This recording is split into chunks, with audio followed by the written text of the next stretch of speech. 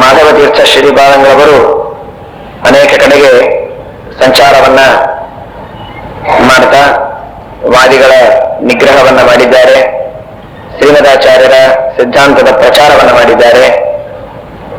ಶಾಲಿಗ್ರಾಮ ಎಂಬ ಕ್ಷೇತ್ರ, ಅಲ್ಲಿರುವ ನರಸಿಂಹದೇವರ ದೇವಸ್ಥಾನದಲ್ಲಿ ಇರತಕ್ಕಂತಹ ಒಂದು ಪ್ರಾಚೀನವಾದ ಪ್ರತಿಮೆ, ರಾಮದೇವರ ಪ್ರತಿಮೆ, ಅದನ್ನು ಸ್ವೀಕಾರ ಮಾಡಿ ಆ ಪ್ರತಿಮೆಯನ್ನ ಅಕ್ಷೋಭ್ಯ ತೀರ್ಥರಿಗೆ ಕೊಟ್ಟು ಇದನ್ನು ತೆಗೆದುಕೊಂಡು ನೀವು ದೇಶ ದಿಗ್ಜಯವನ್ನ ಮಾಡಿ ಸಂಚಾರವನ್ನ ಮಾಡ್ತಾ ಇರ್ರಿ ಅಂತ ಕೊಟ್ಟು ಕಳಿಸ್ತಾರೆ.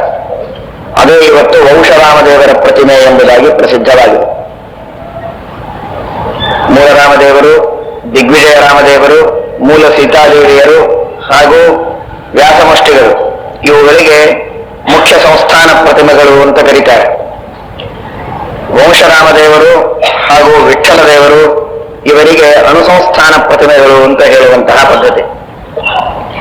ಆ ಅನುಸಂಸ್ಥಾನದ ಪ್ರತಿಮೆಯನ್ನ ಮೊಟ್ಟ ಮೊದಲಿಗೆ ಪ್ರಾರಂಭ ಮಾಡಿದವರು ಮಾಧವ ತೀರ್ಥರು.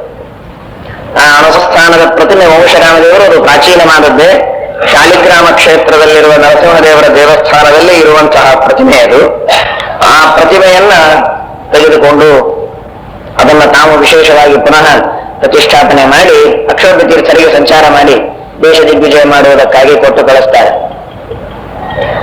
ಆಮೇಲೆ ಸ್ವತಃ ಮುಖ್ಯ ಸಂಸ್ಥಾನವನ್ನೇ ಅಕ್ಷೋಭ್ಯ ತೀರ್ಥರಿಗೆ ಸಮರ್ಪಣೆ ಮಾಡಿ ಮಾಧವ ತೀರ್ಥರು ತಾವು ಮಣ್ಣೂರಿನಲ್ಲಿ ವೃಂದಾವನ ಪ್ರವೇಶವನ್ನ ಮಾಡ್ತಾರೆ.